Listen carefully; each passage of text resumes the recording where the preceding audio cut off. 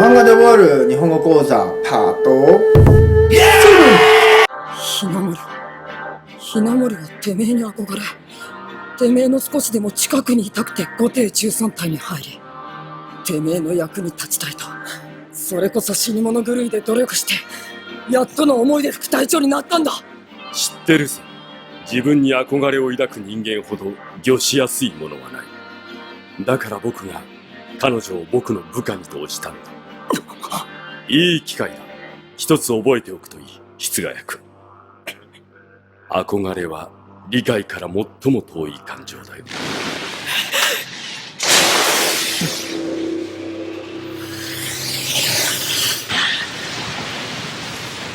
憧れは理解から最も遠い感情だよ。恐ろしい心のない言葉ですね。もはや人間じゃないですね。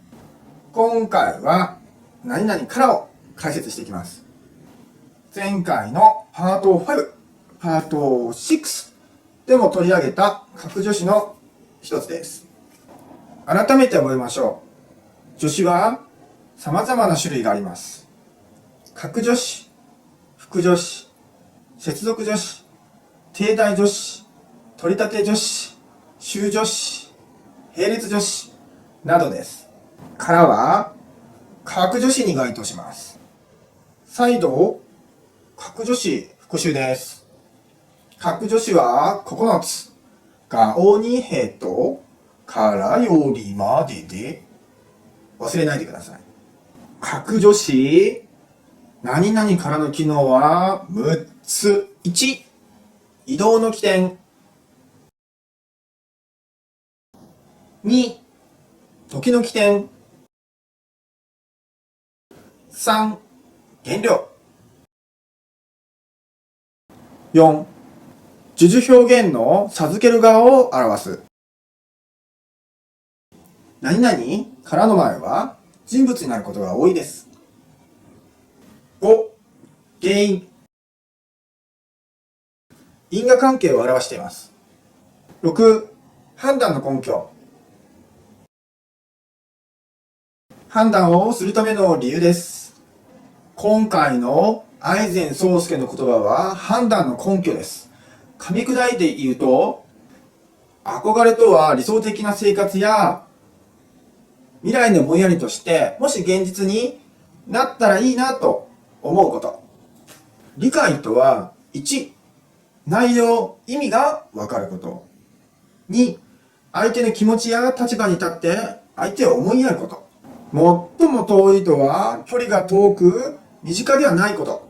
つまり、愛禅宗介は憧れ、こうなったらいいなぁと思う気持ちなどは、それは思い込みだけであり、彼の理解から気持ちの共感などできない。現実的でなく妄想のような気持ちである。と言ってます。冷淡ですね。怖いですね。悪役はこのようでなくては。愛禅宗介の言葉とともに、殻を覚えてしまいましょう。騙してやがったのか。騙したつもりはないさ。ただ、君たちが誰一人理解していなかっただけだ。僕の本当の姿をね。理解してない。ひなもり。ひなもりはてめえに憧れ、てめえの少しでも近くにいたくて5艇13体に入り、てめえの役に立ちたいと、それこそ死に物狂いで努力して、やっとの思いで副隊長になったんだ。知ってるぞ。自分に憧れを抱く人間ほど御しやすいものはない。だから僕が彼女を僕の部下にとしたんだ。いい機会だ。一つ覚えておくといい、室ヶ谷君。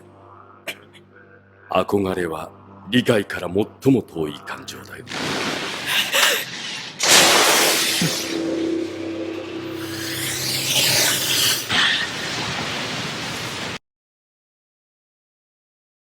今回は取り立て助詞について説明していきます。助詞は格助詞だけではありません。助詞の一つに取り立て助詞があります。この取り立て助詞は嫌な気持ち、びっくりした気持ちなど話し手の気持ちを表すときに使います。例えば、昨日は1時間しか勉強ができなかったというと、1時間勉強できたという事実に加えて、話し手の少ない時間、残念な気持ちを表すことができますね。取れたて女子だけ、限定範囲だけは口述するしかと意味が似ていますが、話し手が肯定的に捉える場合は、だけが使われやすいです。牛乳だけ買ってきてください。1は、牛乳を買ってきてくださいという意味ですが、牛乳だけというと、牛乳以外は買わなくてよいということを表しています。取り立て女子だけ、限定範囲。しかは、先ほどのだけと違い、話し手の残念な気持ちや不十分であるというニュアンスが含まれます。また、文は必ず否定形の形で何々しか何々ないとなります。そのため、だけと違い否定的なことを述べる場合には、しかが使われます。1万円札しかありません。2は1万円札がありますという意味です。1万円札しかというと、1万円札以外お金がないという意味の暗示を表しています。最後に、取り立て女子も、並立、不可、意外、驚き。2つの用法は、例文を見ると分かりやすいでしょう。頭も痛い。3は、頭が痛いという意味ですが、頭もというと、頭以外も痛いという意味の暗示を表します。昨日14時間も寝たんですか？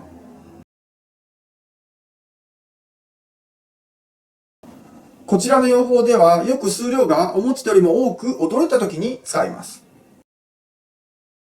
ははパート1の後半部で説明しているので見てください。用法上の注意。取り立て助詞は格助詞と一緒に使うことができます。格助詞と一緒に使う場合、がとおはなくなりますが、他の格助詞の場合はなくなりません。格助詞の後に取り立て助詞をつけます。だけは後ろでも前でも構いません。今回のホームワーク。